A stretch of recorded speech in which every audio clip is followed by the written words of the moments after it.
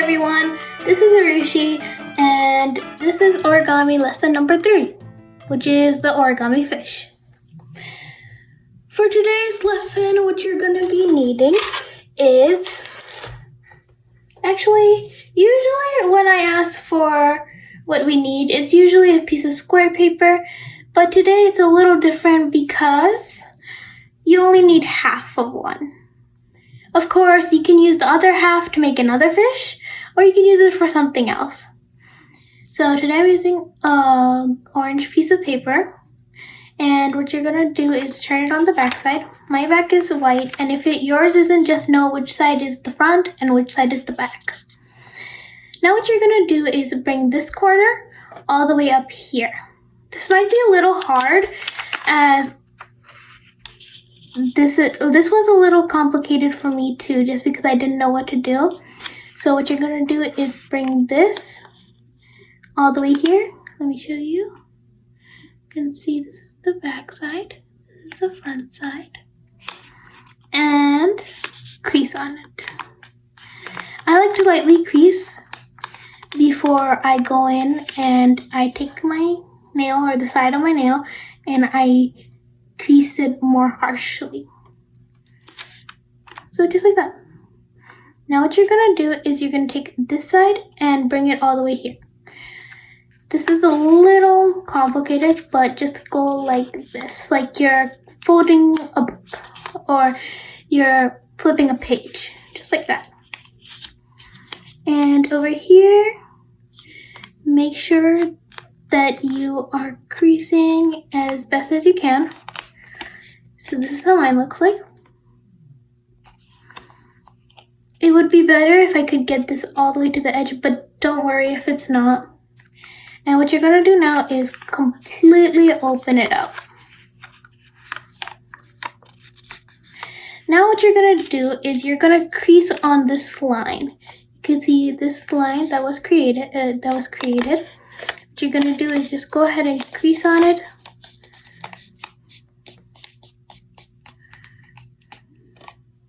Just like that.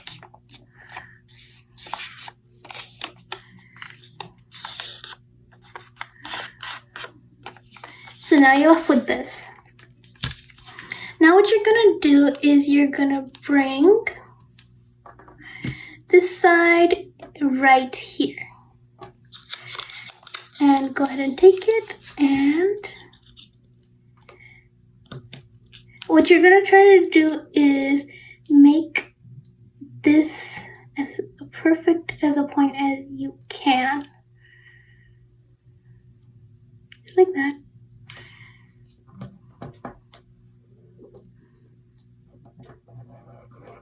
And that's what I have.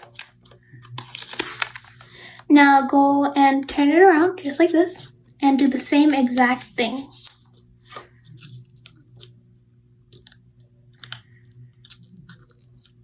Don't worry if I'm going too fast for you or if I'm going too slow for you. Everyone goes at a different rate. It's not going to be everyone gets it as quickly as they can. A lot of these origami pieces took me a long time, even though I started like in 6th or 7th grade. And there we go, that's what I have. And same on the back side. What you're gonna do now is fold this like that.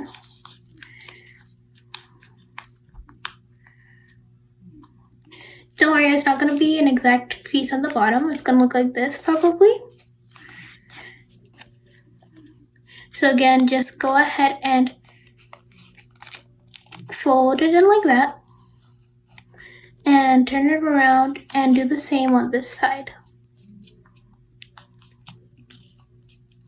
If you're a little off, don't worry about it.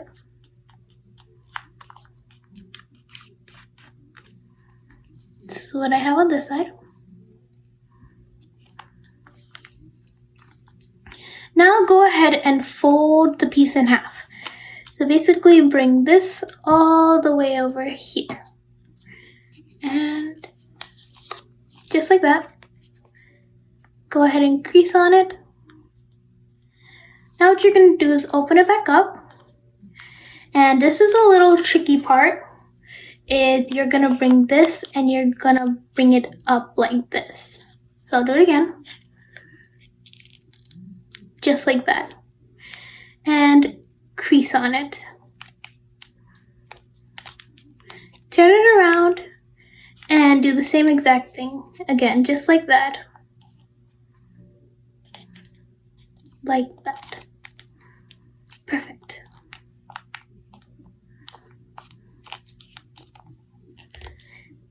Okay, awesome. So now this is the head of the fish. And all we have to make are the back fins. And how you're gonna do that is, this is a little tricky part again. So I'm gonna go ahead and show it to you with a pencil. What you're gonna do is you're gonna crease on a line something like this. It's an imaginary line, so I drew it out. And here is me folding on it.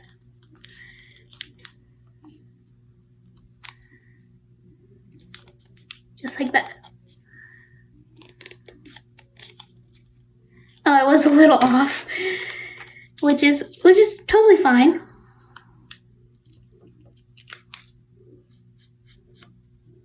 So just like that. And do the same thing on the other side. I'm not using an imaginary line, but what I want to try to do is meet up this corner. Sorry if this is a little confusing, but over here you want to go ahead and meet this up. Just like that.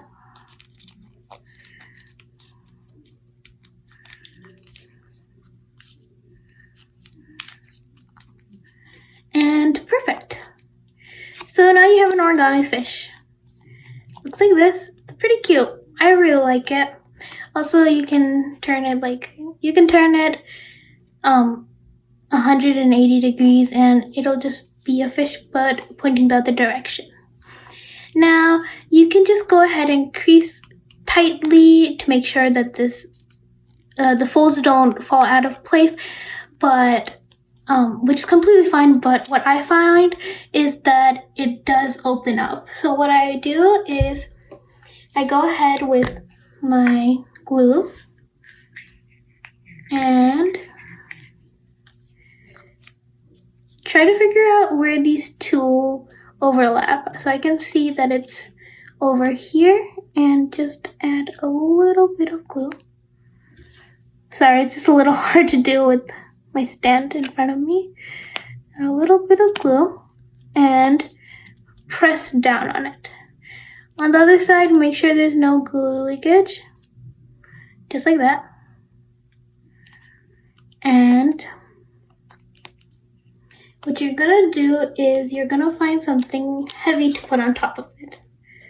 Oops, this is a candle I have. I'm just using anything I can find. I'm gonna go ahead and close my glue stick. Just go ahead and press it down for a little bit. It just depends on how fast your paper dries.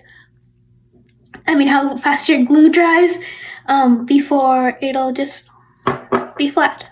Mine took a few seconds. Of course, I can put it up for a little more for it to be a little better.